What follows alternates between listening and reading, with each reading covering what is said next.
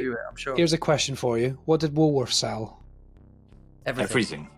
Yeah, basically. Everything. We passed the test. We passed the CD test. singles, everything. CDs, VHS, penny sweets, and cutlery. Yeah. And bed sheets. Dining tables. Yeah. They sold the works. It was basically Harrods for the working Poor class. people. Oh, For everyone. Harrods for everyone. Yeah, no, very good. I mean, I could talk for hours on this next question, but what did you think of Sinners?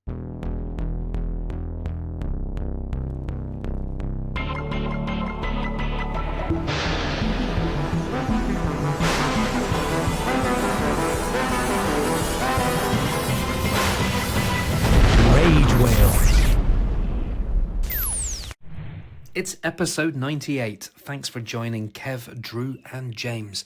Today we discuss the amazing success of the movie Sinners and talk about a few new trailers that have come out, including some controversial opinions on Predator Badlands and thoughts on The Rock's new film, The Smashing Machine.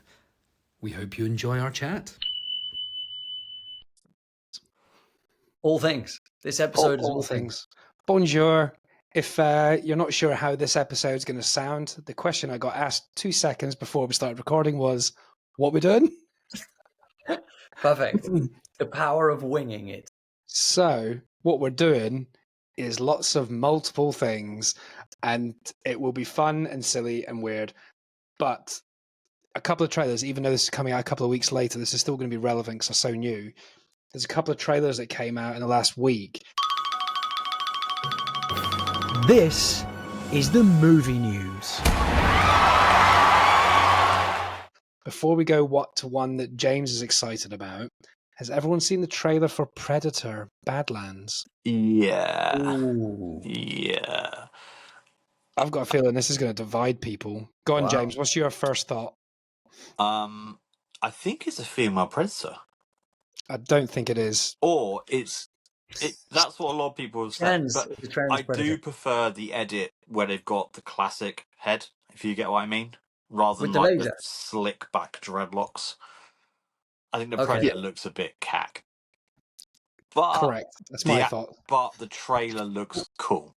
But did you hear the reason behind why the Predator potentially looks crap? It's because it's a Predator juvenile training. It's a young Predator in training. That makes sense, because I saw it and thought, that looks almost laughable. It's almost like, the Batman, they redid it with Robert Pattinson, and his character's not quite as badass as the Batman who's in training. When I did see it, I thought, is it maybe a girl? Which is fine. It's fine if it is a girl. Absolutely fine. I don't mind that. But compared to old Predator, had a massive fucking nut, didn't he? And a massive nut on him. Yeah, I think it's a juvenile learning the ropes. Marley. But they're after the juvenile though. The badass ones are after him, and that's what makes it look really cool. Like he lands. They don't make that clear in the film. Yeah, they do. The trailer looks wicked though. It does look wicked. I'm looking forward to seeing it because there's a lot of bad Predator films. Alien versus Predator. It was like everything was in the dark. It was like watching a movie with your eyes closed. Alien versus Predator. Remember the first one? Everything was so dark. It was like, I enjoyed it. What am I looking at? They're becoming like bounty hunters, right? And they're trying to catch this kind of juvenile. If the idea is it's a juvenile one, I like that. That's cool. Yeah, it's like adolescence, but with lasers. Will it hit Alien level? No, but Predator's not meant to be Alien. It's meant to be a bit more. I said the first Predator though was very Alien-esque, like, wasn't it? And the second one was a bit wacky. Well, yeah, it's an alien. You got Danny Glover. They give him a present. It's like, cheers. There's a link to the Alien franchise as well, which is very exciting. Xenomorph. Alien Romulus. Okay. So they're poster in the background. Wayland, isn't it? So they think that Dakota's character, something Dakota Fanning. And you shared a Dakota in her somewhere. She's not been anything for a hot minute, has she? Yeah, she has Wayland eyes. Yeah, because she's a not a cyborg. What are they called? AI, like a artificial intelligence. What are they called though in the Alien franchise? Anna. Oh, not the one to ask. Android. Yeah, she's an android. So she's not an Apple. She's an Android. Yeah. Yeah. But that's it. The beginning wall. I don't know how much you've seen online, but that beginning wall of the Predator with, like, obviously, like in human hunting phrases, you have like a stag's head and a bear's head on a wall. Despicable people. But in Predator, they've got a bunch of different alien heads on the wall that they've collected because they're bounty hunters, aren't they? Not bounty hunters, they're like hunters. Kind of are like bounty hunters, yeah. But the aliens don't owe them money. But it's got the xenomorph skull. It's got the head of the Queen from Aliens. Got Danny Glover. Danny Glover's head's not on the wall, but it's got the alien from Independence Day with Will Smith. No ways. That's amazing. That's hilarious. Remember the one he punches and he's like, "What's that smell?" Yeah. What I did say about the look of the Predator was a bit ropey. The actual trailer was pretty cool. Yeah, but I fully agree. I thought the alien looked rubbish. I was like excited, deflated. It was cool when it did the. But it just looks too good, and you want it to be horrible and bad and disgusting, and the massive, like you said, the big scary maybe if head. it grows into it, I get that. I didn't get that from the trailer, so I get the feeling they last a few hundred years old, so that's like 50-year-olds. Like the Queen. The Predator begins. Yeah, I'm still excited for it. At the end. That's a cinema movie. That is. Yeah, that'd be cool. Be a beast. That would be a beast. Sometimes I don't mind a shit film. If it's big screen action, then just give me big screen action. I'll be honest, I looked at it and think I'm not going to run to the cinema for it. But if it's there. Talking of crap films that I saw at the cinema, I saw it from my mate. We had a couple of drinks, so we went and saw the Resident Evil. The remake of the Resident Evil one, where they tried the original one. No. They tried to blend Resident Evil 1 and I think Resident Evil 2, the remake. Was that Russian lady in it who's only in Resident Evil films? No. You're thinking Mila Jovovich. She's only ever been in Resident Evil films. No, those ones are all right, to be fair. Well, the first Resident Evil film was legit. That was good. The one I'm talking about is it has the girl from Crawler. That's not helpful, but where she's trying to run away from shark.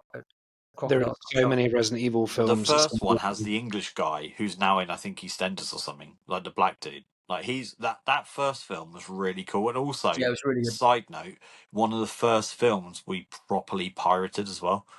So we had it on pirate DVD, not VHS. We had our mate had it on pirate DVD, so we saw it months before it came out of the cinema. It was really like shoddy quality, but like you got the film. It was a really good film off Nigel. I say really good film. A really good film for a video game kind of remake. And the end of it, where the guy starts turning into the Nemesis thing on the train, the main bloke protagonist. Oh, but you never really see it. And then the rest of the films were just awful, so you never really watched them. Okay, sorry, it's called Resident Evil: Welcome to Raccoon City.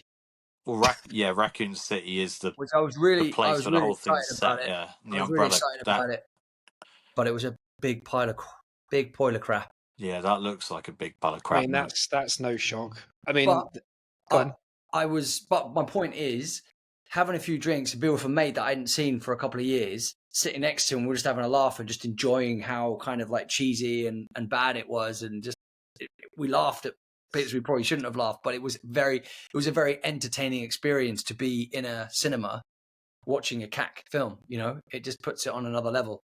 It just rolls the cack in glitter. When you see it. That's kind of when we watched Borderlands. Borderlands was a fun movie. If you watch it as someone who just wants to have fun, it's a fun film. I enjoyed being there, but I also hated it at the same time. Borderlands. Yeah, it was shite. It's just fun. You got to look at it being like, I'm not here to watch a good movie. I'm here to just have a laugh, and it's just funny. Kate Blanchett with red hair. That was all. Borderland, okay. But Bobby Lee was there. It's just a shameless thing. But we should get onto the trailers that we've been talking about.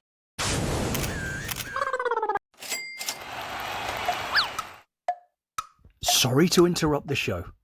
Just a reminder to say we love and appreciate you all for listening to the podcast, whether it's on Spotify, Apple, or Amazon. Don't forget to subscribe, rate, follow, as this really helps us continue to progress and improve the content and keeps us making these fun episodes for you guys. Oh, we're also on these things called Instagram and TikTok. You can follow us there too, as we share short, funny reels on the reg that you can share with friends if you like. Now, back to the mayhem. Yeah. So the main one, go on, James, do you remember what it's called? Why don't we do the one that's not going to have as much talking points first, which is weapons. Weapons. Yes. Yeah. So new trailer came out today for Weapons, which is a horror movie, saying an interrelated multi-story horror epic about the disappearance of high school students in a small town. Horror film with Julia Garner, Josh Brolin, and a bunch of other people. The trailer looks phenomenal. Horrible name for a movie, though. But we don't know the point of why it's called Weapons. Weapons might be a weapon that I think the kids might be turned any film into called Weapons just sounds shit. So the trailer is like children just disappear. One particular classroom in a school, the entire children don't show up. Then they find out in CCTV they're all running away into the dark and don't come back. But they're running around like Superman. They've got their arms spread, all running like a Superman. But they're hidden weapons. They might be the weapons. The kids. But that's what I mean, because there's a clip later on of about 20 kids jumping through a window, escaping a room. The description of the film had a better name for the film. What? 2 seconds. Missing children. Interrated multi-story. No. Car park. The description. What was it? It was something in a certain town. It was like a town name. But I think it's by the guys. It's the same Barbarian. Yeah, it was like there's something wrong in Maybrook. That sounds so much better than Weapons. I actually agree. Maybrook. The title of the thing is called "There's Something Wrong in Maybrook." Well, no, I just think. Or just call it Maybrook. That's what. Yeah, sorry, what you just said. Sorry, I misheard that. I was reading this. Either you're not Maybrook. He's not looking at the camera. You never hear me. It's fine. I'm used to it. Yeah, but don't you just call it Maybrook, or there's something wrong in Maybrook, or something like that? Look, call it Dave the sequel. There's something cooking in Maybrook. That might be the worst movie name of all time, like Weapons. But I am interested. Not super excited, but I'm interested. But if they call it Maybrook, like Drew's still speaking, and you keep cutting off. No, it's fine. I'm just saying stupid shit. But no, I'm just trying to get because he's done it. Just you didn't cut off last episode at all, but in this one, yeah, he did. Oh, play it back. Yeah, he did. Use your eyes. Use your eyes. I tell you what, we need like traffic light system. So when I'm speaking, it kind of goes red, orange, green, and then James should speak. Otherwise, I don't know. What I don't think it works is there's like obviously like an internet delay, like when we're talking that sometimes you're not talking and I'll talk and there'll be like a flick and you're talking. Well, I can hear you brilliantly. Ironically, I think the delay's in your brain. But you know, what's the evil Superman film called where he's flying around killing everyone? Oh, the little kid. Yeah, what's that called again? Blind Blood Spot. Something bad. No. It's the fire. The kid. With the laser beam. Oh God, it was so good. Don't worry about it. We won't get it. Just say what your point is. No, I'm trying to work out because that's called Bright something. Brightburn. Brightburn. Yeah, so call it like Maybrook or something is interesting. It's irrelevant. Calling it bloody Weapons. You know that film that takes us 10 minutes to find a name? Brightburn. Yeah. Call it Maybrook. Calling it Weapons is like honestly the dumbest name for a film that looks really cool. Just call it Brightbrook, and then you're good. It's like what are you thinking? Brookside. Anyway, that looks amazing. There's also another film coming out which is more interesting. The Smashing Detective. No, it's not Detective. The Smashing something. What is it? Smashing Experiment. It's The Smashing Machine. Oh yeah, Machine. I got notes on this one with Dwayne the Jock Ronson. It doesn't look like Dwayne Johnson. Be honest with you, if you didn't know it was Dwayne Johnson, would you have said that was him? Yes. I'm not sure I would have. Not many people are his size with his face. I know what you're saying. He does look very different. Would you call it the Rock? Batista? No. It wouldn't have been Batista. It's not nowhere near that big now. No, it's one of those things that you look at and you go, it's clearly the Rock, but he looks well different. It's not, who's that? I didn't think it was clearly the Rock. I thought it was someone else. Well, no, he's just got hair. Because when I read it, I didn't see the word The Rock. So as soon as you see the word The Rock when you read it, you instantly ping. Whereas I saw it as a random bloke. I saw a photo of the person. I think Sorry, I think it's great in the sense that he might get a nom for this, right? Because he's actually doing some really good acting. It's not a kind of Disney thing where he's just phoning it in. He's really transforming. Like Kev, what did I say earlier about that? Same thing. Yeah. But this is like his wrestler, guys. I really think this is his version of wrestler. I'm reading. Kev, what did I say earlier? I said to Kev when you went on, this is going to be either the wrestler or some cheesy crap. Here's the other thing, right? What confused the hell out of me is I thought this is the film that supposedly Martin Scorsese. Did you hear this rumor that Martin Scorsese was written a film that was for Dwayne Johnson and Not Emily for him, Blunt? but he's in it. No, he didn't. I didn't hear Emily Blunt in the conversation. But then again, Emily Blunt's in everything at the moment. Yeah. But my point is, that's why I was so confused. I thought, wait, is this the Scorsese one that everyone was talking about? And it's by the Safdie brothers. I was like, what? Yeah. Funny enough, Drew, before we said this earlier, I said if Rock's ever going to win an Oscar, this is going to be it. This could be the, And we can smell what The Rock is cooking in this film. Well, this could be the wrestler of The Rock. You made the point, right? So this is by director Benny Safdie, and he wrote and directed things like Good Time and Uncut Gems, really gritty, dark, sort of serious films, but really high-octane pace. And this is another A24 production, which, again, I know everyone says that I love them too much, but I don't like every A24. I mean, Drew doesn't, because he didn't love Death of a Unicorn, but you bitch. Big swings, big interesting swings can pay off, and if they don't, at least they gave it a go. They didn't do a boring film that we've all seen 20 times. Yeah, it's this pendulum, isn't it? A24 is a swinging pendulum. And I'm happy.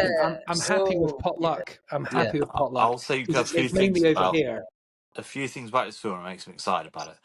One is like 99.99999% of people do not know who Mark Kerr is. He's not. No, he's That's not. Who he's playing. He's playing a real life character, Mark Kerr. Yeah, he's a real dude. But the problem is with Mark Kerr, he got into the UFC, and I'm someone that's been watching the UFC since early 2000s. Mark Kerr was before that. So when it was UFC 1, 2, 3, 4, he was 5. At the start. Yeah, and the lion's share is he had, I think, like an 8-0 record in MMA. Because people get confused. People think UFC is a sport. It's not. It's just a division. It's a company. Like when Conor McGregor fought Floyd Mayweather, and you had the uneducated boxing people saying Conor McGregor's the best at UFC. Well, he's not. That's like saying Mo Salah's best at Premier League. Premier League's not a sport. It's football. It's just a division they're in, and UFC happens to be like the top one. But Mark Kerr was like early in the UFC 4, 5, 6, I think. He had an 8-0 record, never lost for eight shots, but half of that was in Japan. So he moves over to Japan, which is Pride, which is a bit more loosey-goosey, should we say, with the Mexican supplements. With the drugs, loosey-goosey. And he had a good record, and then it went downhill. But it was crazy that most people won't know him because he never really beat anyone that modern MMA fight fans would know. The only one notable was Heath Herring, who is only really famous because he was the first person that Brock Lesnar beat. We all know Brock Lesnar, don't we? Is that how he Brock Lesnar, the WWE guy, like kicked ass. Like he beat Heath Herring, and Heath Herring was like a so-so journeyman. Wait, is Herring his name? Heath Herring is his actual name. Or was that what you used to hit people with? No, Heath Herring. No, he'd kick your ass. That's very Monty Python. You probably saw in the trailer there was a few shameless cameos. Yeah, he's in it, isn't he? Ryan Bader, who is a previous, I think, light heavyweight. If it's fighters, we won't know. Yeah, we were. Yeah, we definitely won't know. Baz Rutten, which most people won't know. He's an old school MMA guy. And the most popular one, Alexander Usyk. Yeah, Baz Rutten's been in a bunch of films. Yes, Baz Rutten's been in a lot of stuff. But Paul a lot of modern MMA fans wouldn't know who he was. But I just clicked on IMDb, just clicked on Mark Kerr, and it's got a little trailer of him actual fighting, and it looks like The Rock. He is the size of The Rock. He was a big monstrous. guy. He was, like I say, he was, and he's before called the Smashing Machine the band. because when he gets them on the floor, he doesn't have a little fight to them. He gets them on the floor and just pounds them like the Hulk. Like he smashes you could have them. all the juice back in the days. But yeah, funny enough, he had a rather modest career. He was pretty much, I think it was like something like 15 wins and 11 losses or something crazy. So a rather, it's not amazing career, but most of his losses came later in his career when he probably shouldn't have been fighting. But it was early We're going on a bit too sport. deep into fighting that we don't know anything about. Early on sport, but it seems like a really, really, really cool story. It's like the Iron Claw and stuff like that. It's going to be. It's along I reckon fighting will be 5 minutes tops. Oh, maybe 10 minutes max. There'll Were you be gonna say barely that? any fighting it. No, I just thought it was because, like, what he says in the trailer, like, I have to hurt them before they hurt me. Is this one? It wasn't quite so performance led. It was actually about beating the opponent. Mate, this isn't wrestling. This is MMA. This is it's kill real them. fighting. It's like Nothing to do with wrestling. I thought this was like WWE stuff, man. No. This is MMA. UFC. Things that he started in UFC. This is like cage. Well, UFC, like Conor McGregor, till the ref John stops Jones. That he started in UFC, then went to Japan and did Pride. Pride did more a Japanese MMA fighting thing that do more of a Grand Prix kind of thing. So you do like a tournament.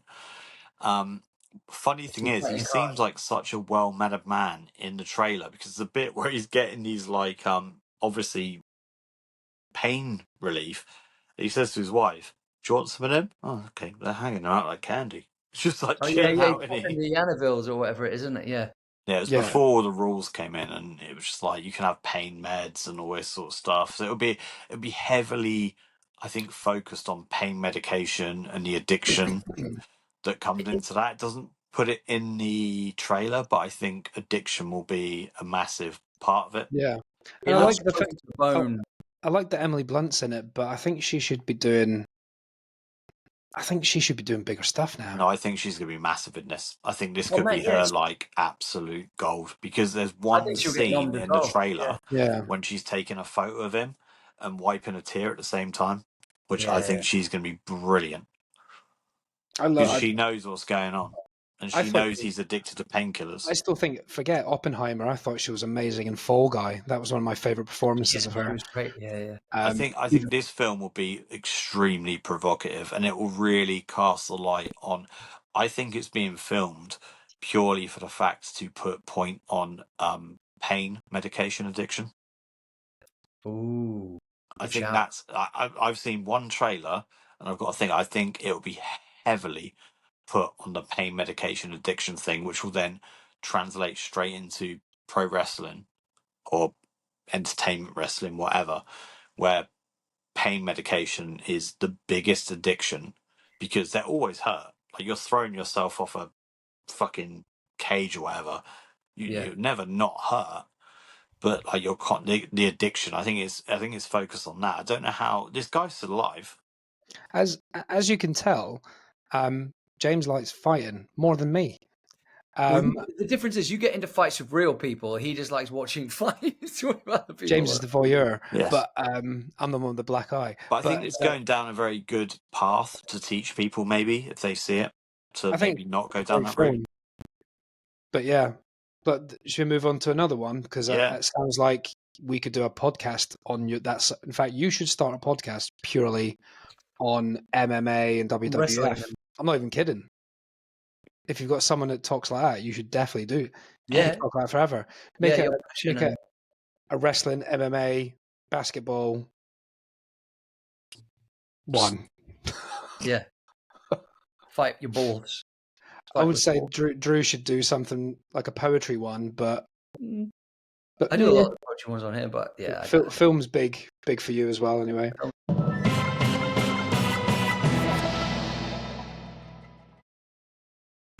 We at Ragewell support cinema. There's no better place to watch new and classic movies on the biggest screen possible. Also, get an unlimited card for free films and tons of discount. We love movies, and if you do too, why not join us at Ragewell? Give us a follow on socials for some fun content. It's now time for the movie.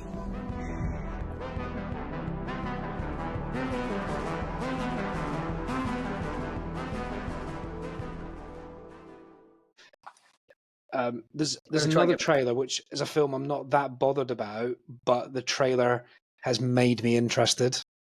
What's that? It's called Weapons. Now You See Me Now, Don't You? Wait, what? What? There's Now You See Me, the movie with the magicians, which I love. Yeah, Now You See Me. I don't know why I said the rest of it. No, you don't see me anymore. Now You See Me. By the way, I love them movies with Mark Ruffalo and the magicians that do the heists. Yeah, I'm not a massive fan, but this trailer actually looks good. It had Harry Potter in it as well. What was Isla Fisher doing for a sec? Because she was busy having a baby, I think, wasn't she? No idea. But the new trailer came out today. Give it a go. It looks pretty good. Horror. Now You See Me. Oh, another Now You See Me 3? Yeah. Oh, I thought you'd talk about some random film. No. Said it was a horror. Are we taking the piss? You mean the... I didn't say horror. Me and Drew are both confused about the situation. Another Now You See Me film. Oh, okay. Oh, I like that. I mean, I suppose we Wait, could is that Isla Fisher again? We could talk and react like this. I could just hold it up while you watch it. That's not Isla Fisher again, is it? Eh? I don't know. I'm not looking at it. You're looking at it. I can't think of the lady's name that plays the actor in the second one that replaced Isla Fisher.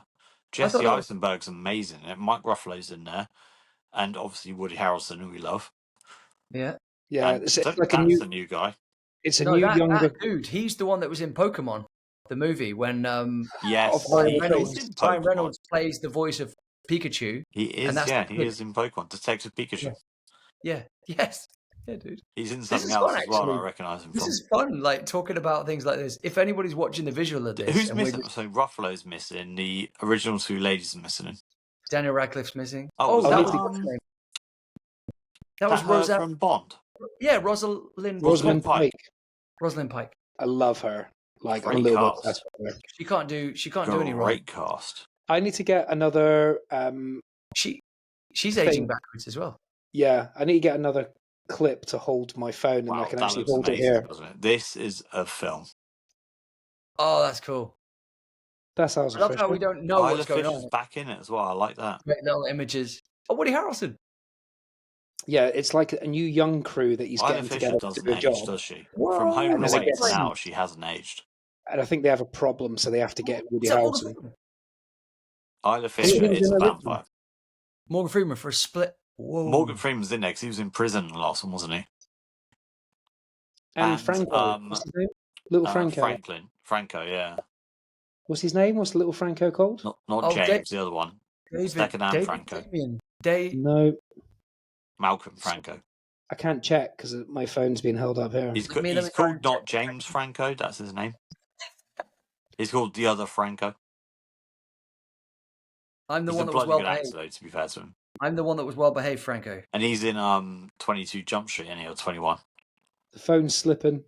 Hang on, you're doing great. That is a great trailer for a great movie. There you go. It's going around again. Yeah, what's his name? How long does it take you to type Franco? Svetlana. Well, no, for some reason Franco's not found it in a second. James Franco. Dave. I said David Franco, and you guys looked at me like I was speaking. Yeah, it's not David. It's Dave. That looks like an amazing film because I really enjoyed the first one. The second one I thought was a bit crap. The first one's really good. But Dave Franco, you know who he's married to, right? Oh yeah, from Mrs. Franco. No, to Alison Brie. Yeah. You know Alison Brie, James? No. She's from Mad Men. She looks like she needs to dry her hair. She's from Community.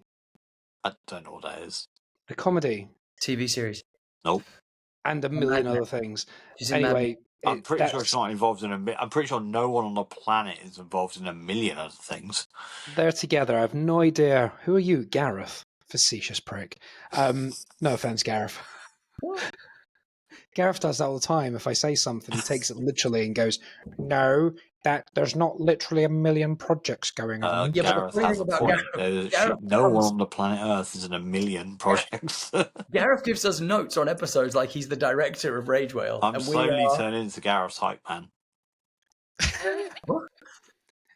Gareth will be pleased to hear that you're his hype man. I am Go Gareth's Gareth. hype man now. Go Gareth. No one Yeah, in you guys had a beautiful million moment projects. That is under Leicester insane. Square Cinema. You guys shared a real beautiful moment.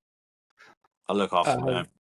Dude, you hugged him with both arms. I did, and then I washed. I gave him some chin love. You did. I licked it. That's all I could do because you took all the space. I kept my distance because I've had plenty of it. Anyway, the point I was trying to make is Dave Franco is in a new horror movie called Together, and it's with his partner Alison Brie. Ooh. So it's Dave Franco and Alison Brie as a couple, and it's meant to be pretty full on. She's I was going to say exhibitionist. That's not it. I don't even know if she's a nudist, but she likes to be naked. No, that's what she says. She says in all interviews she'll be naked on film. She'll just wander around naked at home. Yes. What happened there? I say naked. James got well excited then. I'm not on the phone times though. I swear. Did not know that would happen. Oh my god. So, James, that's the new code. That's the new code. James, so Alison Brie. Alison Brie. One doesn't do it, but two. Oh, chaos. I was going to say you spunked your load there. So basically, guys, for those viewing the audio version, James is making a disco out of his hands. Yeah, because he's recording on his phone, on his Apple phone. When you do gestures, sometimes what was it? Used to get explosions when he did thumbs up. I wonder what gestures like come up now because that was pretty cool, wasn't it? Balloon, like Pennywise. Yeah, do peace sign. Do peace sign. Whoa. Fucking hell. They delete shit as well. Can't take you anywhere. Just like, I'm not deleting that. You're giving James more work. You're giving James more work? You're giving Kevin more work. I'm not deleting that. If he wants to cancel himself, he can cancel himself. He wants to cancel himself. Did not expect that to happen, though. He did metal fingers when I said nudity, and he had lots of lasers behind him. So, yeah, cool. Anyway, good horror, apparently. It's going to look good. Nice. James is having a little disco on his head. Yeah, I'm super excited for the new films coming out this year. It's not going to be like last year. No way. Oh, no, wait. But no. Shit's looking great this year. Look, before I say what I was going to say, the film's coming out in May. Well, this episode's coming out, I don't know, end of May. So they might have, we've either watched them all or we haven't. But the ones, this month is Thunderbolts. I'm going to jump in that. I can't wait. I'm going to see that too. The Surfer with Nicolas Cage. Maybe. I'm well up for that. Looks like a really creepy horror. Yeah, you said it's like a darker version of Point Break, right? No, that was just a generic comment, but it looks amazing. Final Destination Bloodlines, which that looks pretty good, to be fair. And Final Destination, the first one's just come on Netflix, so I'm going to watch that this week. No, they've been on there for a while. I've been watching them the last couple of weeks. All of them. Well, maybe it's just been promoted because the new film. Oh, yeah, I've been watching on my main screen. I've been watching 1 to 5 for the last few weeks. Oh, well, I'm going to give that one. There's also the new film Hurry Up Tomorrow. The one with Barry Keoghan, Jenna Ortega, and The Weeknd. Yeah. His name must be Abel. Abel Tesfaye. Yeah. It's his real name. Weeknd, so. Yeah, me too.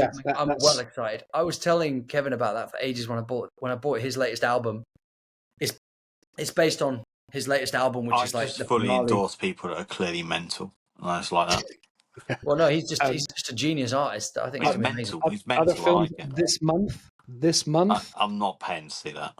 I am Karate Kid Legends. I am. There's also The Physician Scheme, which is. No, I don't know. Wes Anderson's stuff, man. Wes Anderson's a bit mad at the moment. I wasn't a fucking Lilo and Stitch. No, I'm not paying to see that.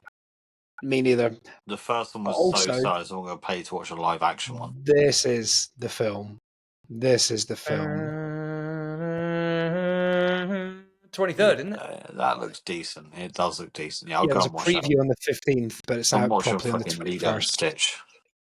But on top of that, the film I was going to mention is coming out soon, which there's been a trailer for, well, a couple of teasers for now, is I Know What You Did Last Summer. Oh, that's cool. They're really leaning into the cheese of it as well. Yeah, that's what I mean. If it was meant to be a new film series, they're leaning into it cheese style, even with their promo. It's so Nostalgia Fest. The promo feels more like Scream. I've seen loads of other promos where they're like sort of jabbing at the old like videos.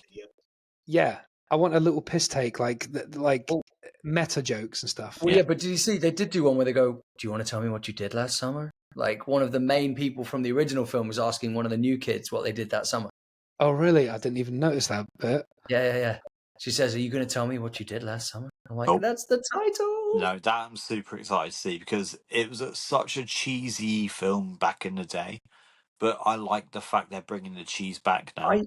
I think it's smart though because they're literally jumping off the Scream wagon, aren't they? They're like, right, guys, let's just bring back some nostalgia with what you did last summer. Bring back the nostalgia's back. If you think about it, excuse me. I mean, every generation thinks they're the generation, but if you think about our generation, we are young and we're technically too old to like 80s movies because we're teenagers in the 90s and the early 2000s. But we're born in the 80s. And we've got an affiliation with her, and that's where all the cool shit was. And the 90s were mad, and the early 2000s were a bit weird. But the stuff we liked is, it's filmmakers of our generation that are bringing back films from their generation.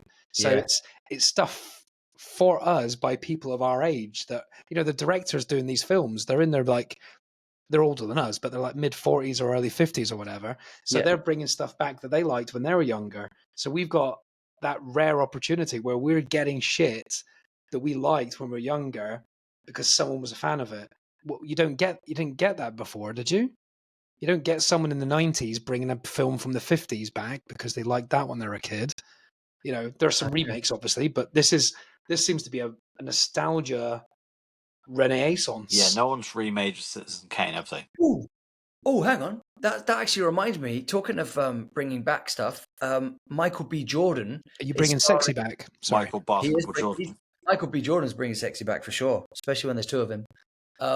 But I was going to say that he's redoing the Thomas Crown Affair, which is amazing. It's going to be the third.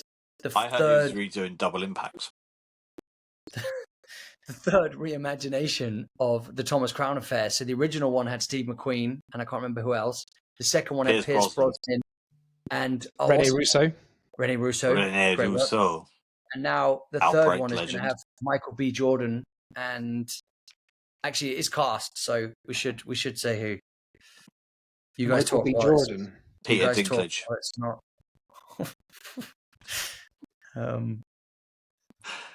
Thomas Crown Affair. Yeah. It's Michael. He's directing it. What? Michael B. Jordan is the director. I thought he was in it as well. Stop letting actors direct films because it doesn't always end well. Oh, Taylor Russell. That was it. Well, he did a lot in Creed, in the Creed film. He did. He directed some. He got knocked the fuck out in that film. Yeah, but deliberately. It's written by Drew Pearce, which is interesting. Drew's the only other cast member is Taylor Russell, who I have not heard of. Two-cast film. I like to see that. She's the girl from Bones and all. Yeah, but she's also in Waves. She plays the young sister in Waves, and she's in quite a lot.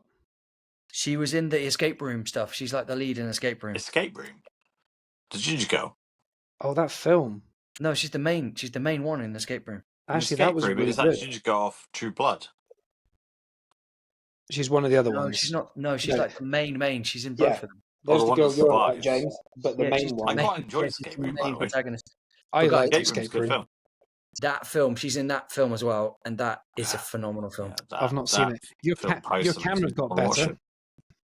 Yeah, it did, didn't it? You just got a message from Christopher. I did, yeah. Christopher's great. We should get Christopher on here. He's a great actor. We should get Christopher. Who messages people on Facebook? Yeah, I don't know. Fucking hell, Christopher. You noob. Hey. Let's get a phone. Haven't you heard? We all MySpace each other or Snapchat. Bebo. But yeah, I mean, like I said, I think the renaissance of all this sort of old culture stuff, I think is a great idea. Maybe that's a great idea. What films from your youth would you like to be, maybe not remade or like the original cast? Like, okay, so with Sinners and you've got Ryan Coogler, who wrote and directed it with Michael B. Jordan and everyone else. Ryan Coogler is doing X-Files. X-Files, not X-Men. He's doing X-Files, and he said, "I'm doing X-Files, and it is going to be horror." Oh, fuck him up! Horror. It up. I'll fly to America and beat the shit out of him if he messes that up. But Gillian Anderson of Gillian Anderson's G-Spot, she is attached. X-Files is one of the greatest shows of all time, and it really fucked up. I did not go to sleep with like noises for months. It was horror already though, so he's got to be careful saying it's going to be horror this time. It was fucking frightening. It was psychological horror. It wasn't normal. No, you watch X-Files now, you will laugh your ass off. No. It's like Tales of the Crypt. It's cheesy as shit. No, the Three watch Brothers Eugene Toombs. Watch the Eugene Toombs episode. Stretching really scary. That will fuck you up. That one is a two-parter. Eugene Toombs. That's one that messed you up. You were like, I know that's not realistic.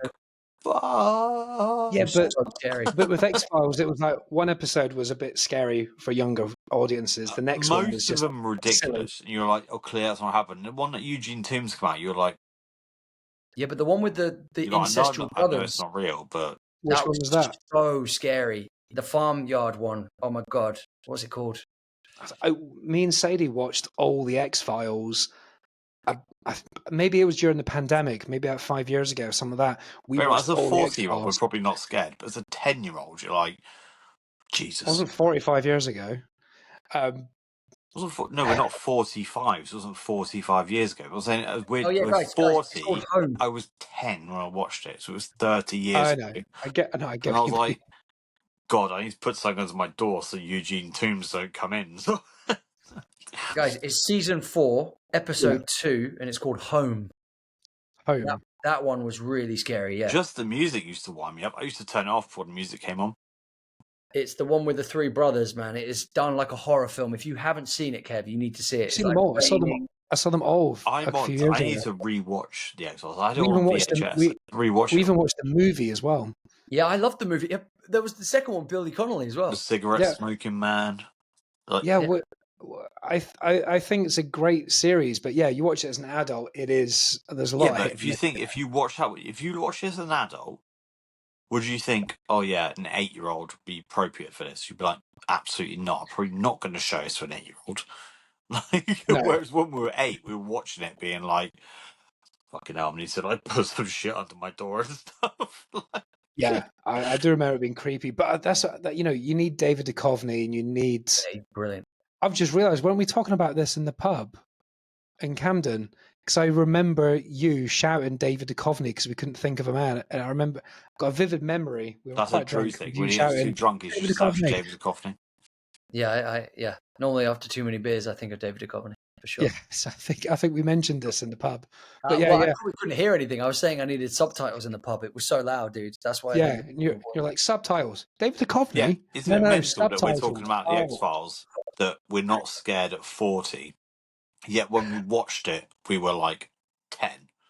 And it's like, that's probably not appropriate now. Watching it now was 40.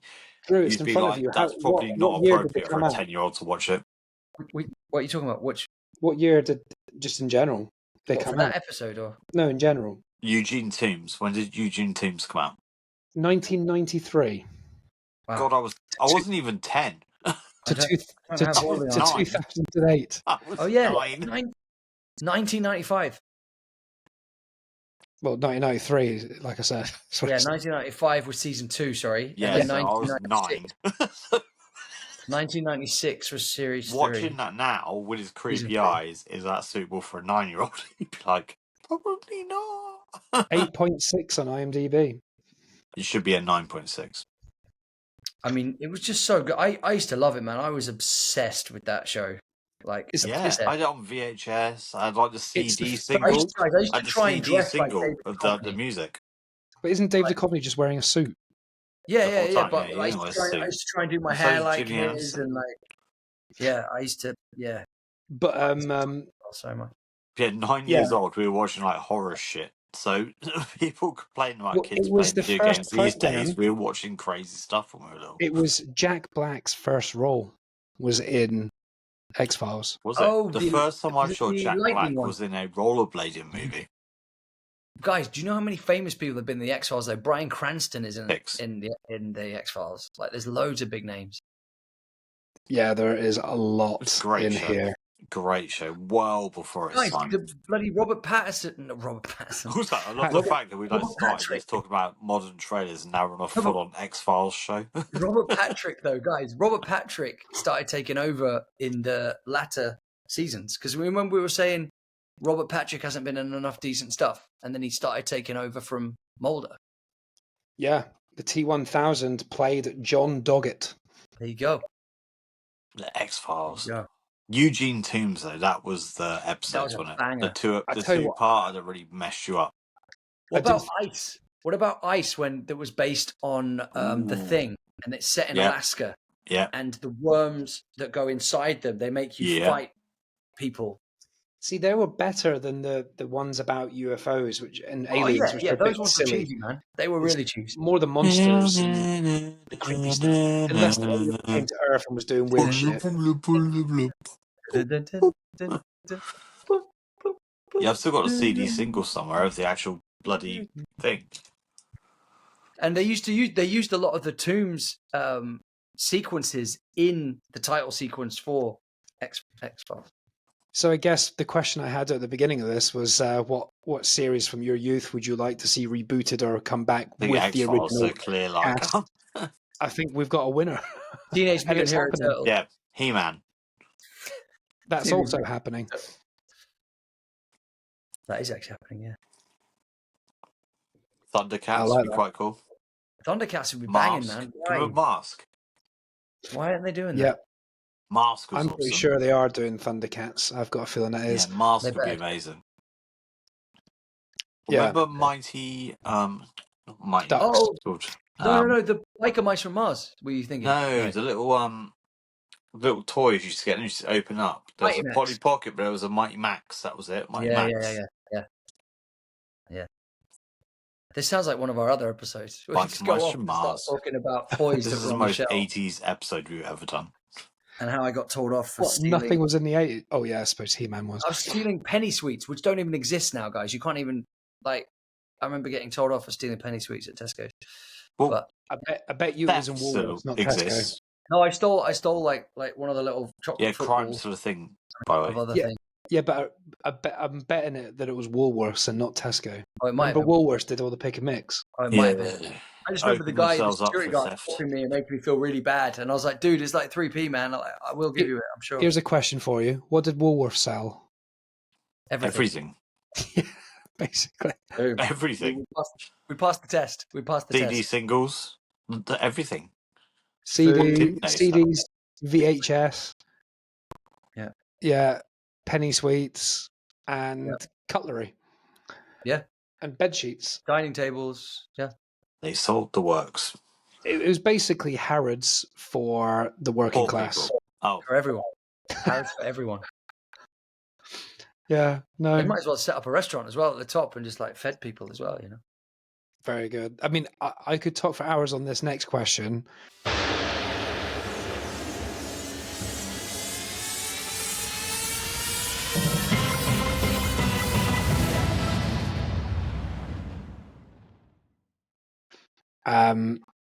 But what did you think of Sinners? Load of shit. No, I haven't seen it. It's interesting because it was a slow ass burn. Because I think you mentioned this briefly in your Kev film thoughts. I kind of enjoyed some of the kind of character development as it was, and they're trying to recruit people to take them back to the barn they've just bought. I thought it started to get very convoluted in places. Really? Yeah, it felt like Vampire the Musical, which was a bit cringe. I don't think it was. A lot of people have said, "Could you class as a musical?" No, there's Yeah. like the vampire's trying to seduce someone. No, and I get he that. sings 2 songs. That's it. Yeah. No, and then he does a fucking river dance, man, with all the dead ones. That was just cheese on toast. That is funny though.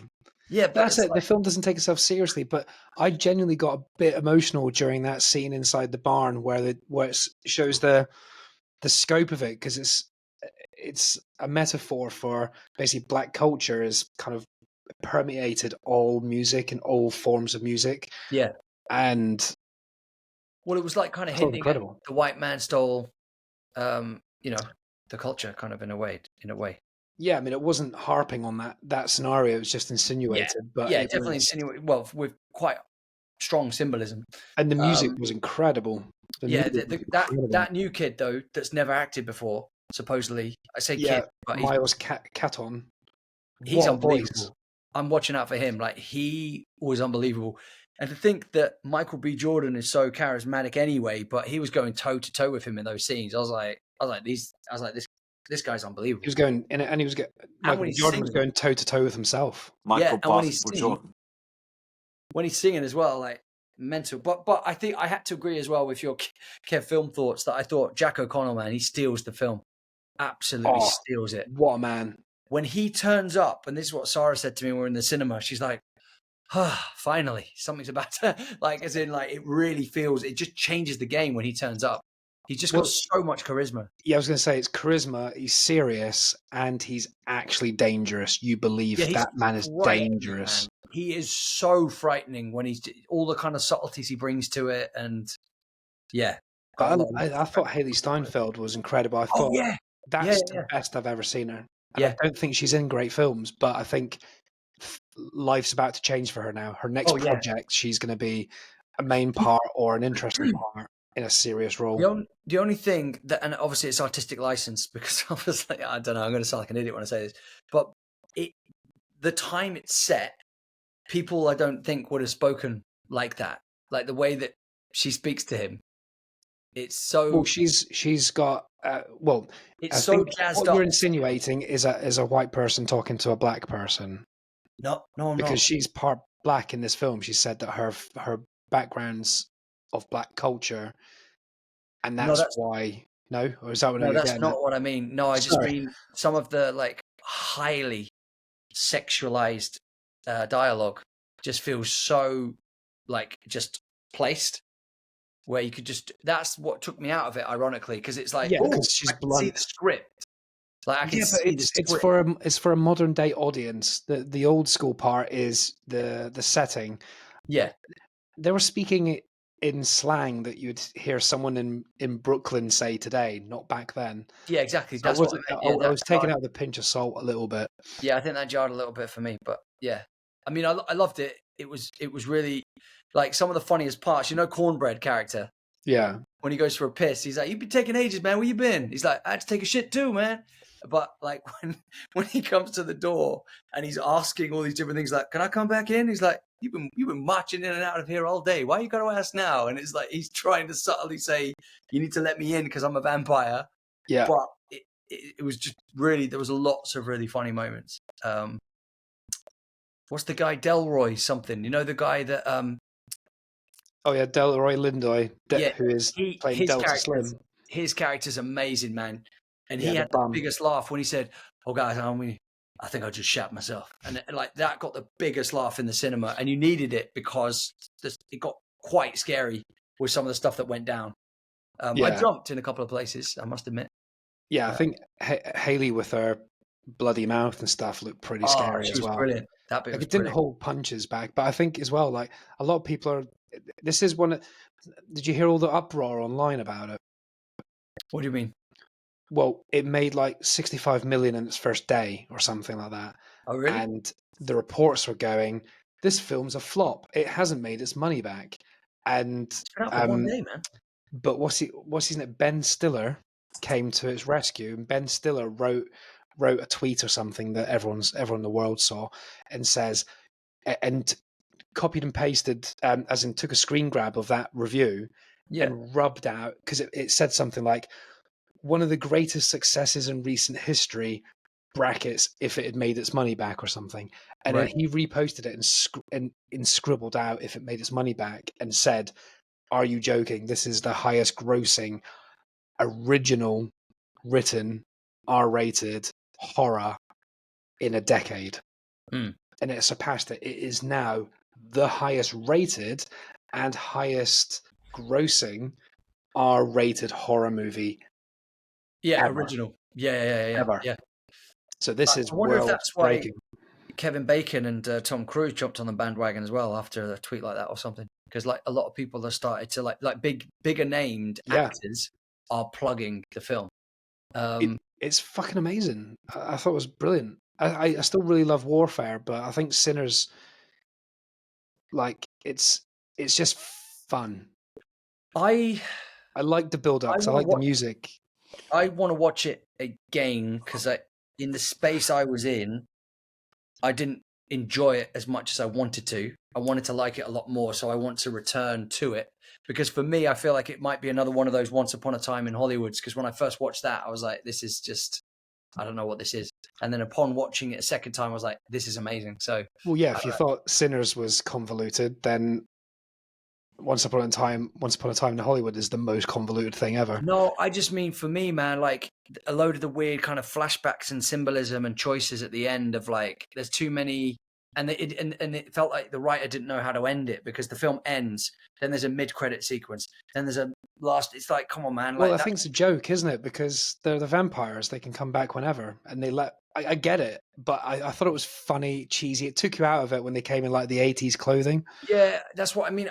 But I get it as well because they can. I don't know, I'm just like, how much cheese do you want, man? Like, I mean, I don't know. I think that's why it's like sometimes I don't know.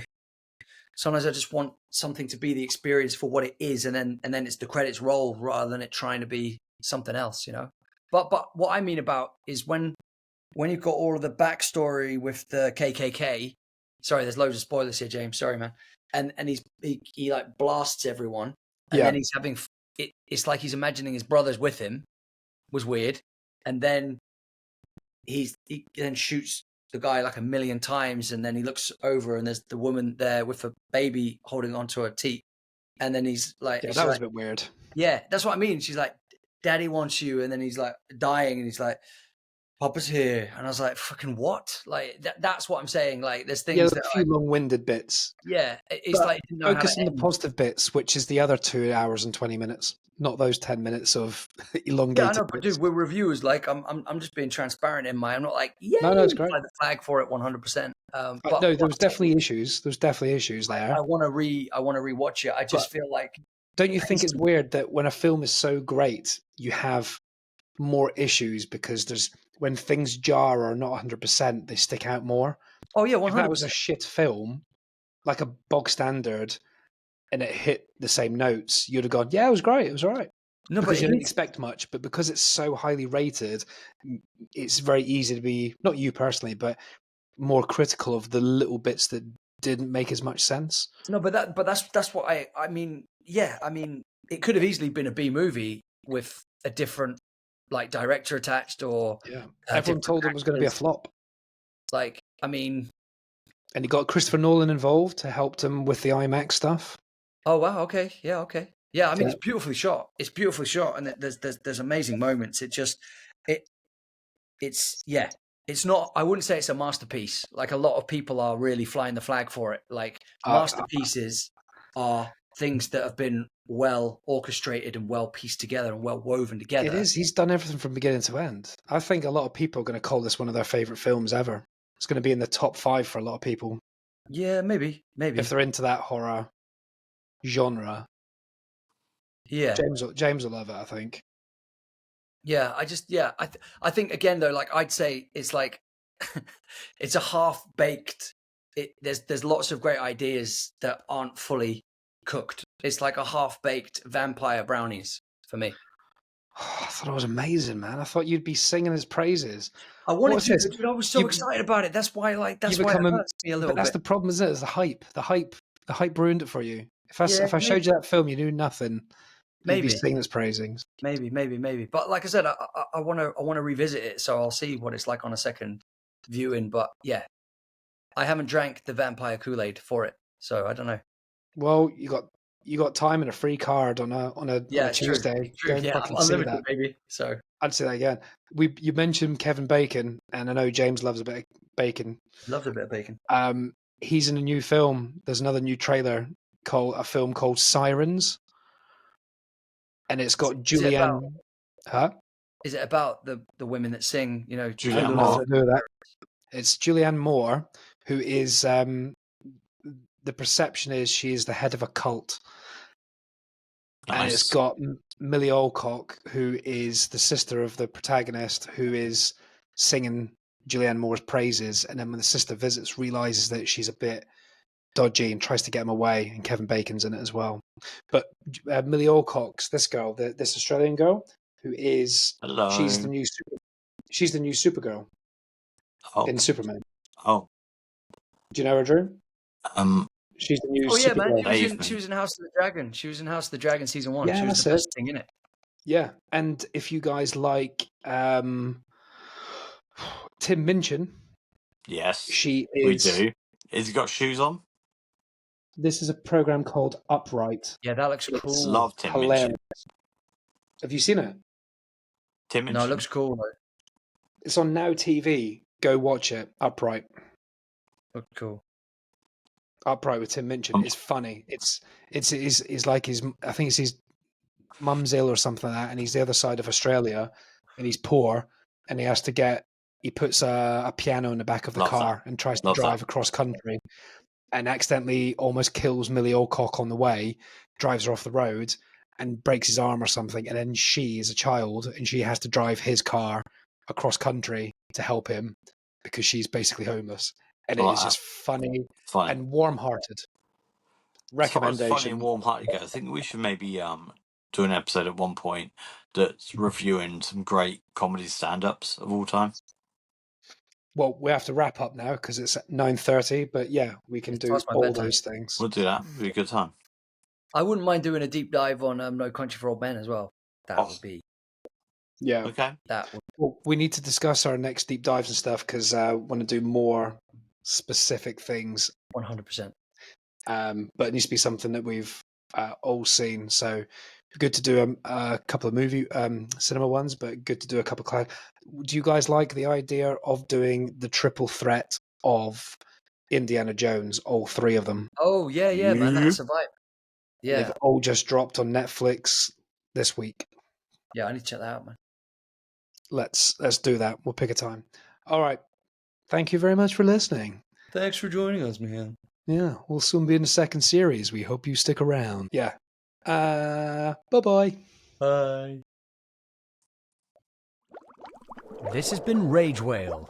Thanks for hanging out with us. We hope you had a whale of a time. Oh, wait! Before you go and enjoy the rest of your day, we would really appreciate if you had a spare 5 seconds, a follow and a 5-star rating.